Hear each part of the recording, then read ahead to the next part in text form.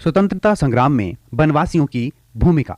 दोस्तों, आप सब जानते हैं कि जब भी यज्ञ किया जाता है तो उसमें पूर्ण आहुति का एक विशेष महत्व होता है, किंतु अगर ध्यान से देखें तो पूर्ण आहुति तक पहुंचने से पहले कुछ अनुष्ठान होता है, कुछ तय आहुतियां दी जाती हैं। यज्ञ करने वाला व्यक्ति यज्ञ की अग्नि से तपकर एक एक करके उसमें अपनी आहुतियां डालता है, किंतु जब पूर्ण आहुति का समय आता है तो उस समय वहां उपस्थित सभी जन अंतिम आहुति के रूप में पूर्ण आहुति देते हैं, जिसके बाद यज्ञ पूर्ण हो जाता है और यज्ञ फलीभूत होता है। आप सब सोच रहे होंगे कि आज इस तरह की धार्मिक और आध्यात्मिक चर्चा इस कार्यक्रम में किस तरह से, अगर स्वतंत्रता संग्राम के संदर्भ में इसी तर्क को हम लेकर जाएं तो ये कहना अतिशयोक्ति नहीं होगी कि यद्यपि महात्मा गांधी के नेतृत्व में जो पूर्ण आहुति स्वतंत्रता संग्राम में दी गई उसमें सारा देश एकजुट होकर अपनी अपनी आहुति दे रहा था, किंतु उस पूर्ण आहुति तक पहुंचने से पहले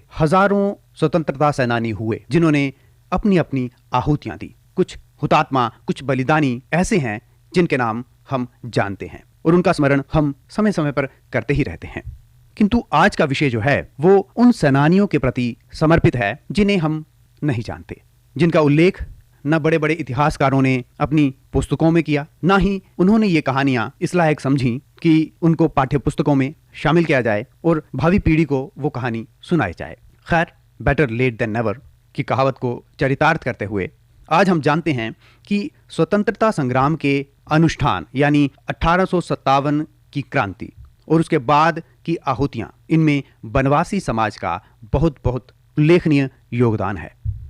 तो आइए इस संदर्भ में हम नजर डालते हैं सबसे पहले वीर बिरसा मुंडा जी की कहानी पर।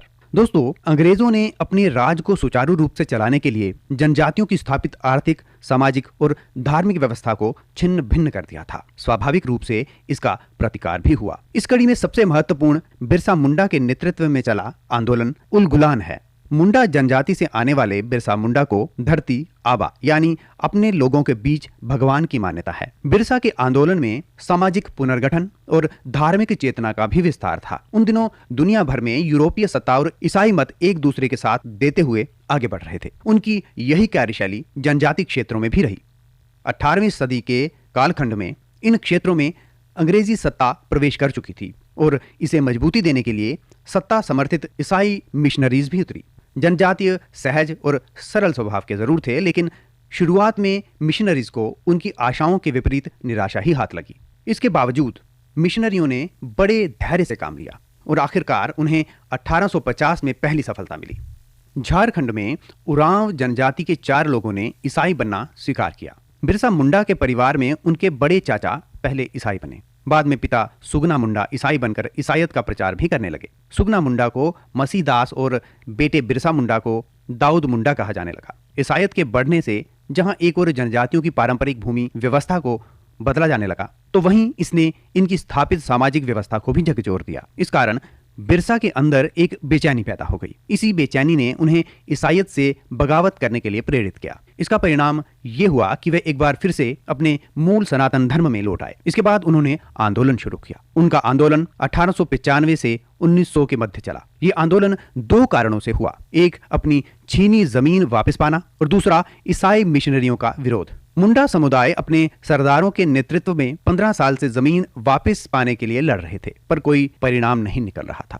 रांची से शुरू हुआ यह आंदोलन समूचे मुंडा क्षेत्र में फैला हुआ था। लालच देकर मिशनरीज ने बड़ी संख्या में उनका कन्वर्जन किया, पर उनकी स्थिति जस की तस रही। 1895 में बिरसा नामक नौजवान के एक प्रभावशाली व्यक्तित्व से प्रभावित होकर मुंडाओं ने उन्हें अपना सरदार मान लिया। बिरसा ने वनवासियों की जमीन हड़पने और उनकी संस्कृति पर हमले के विरुद्ध तीव्र संघर्ष छेड़ दिया।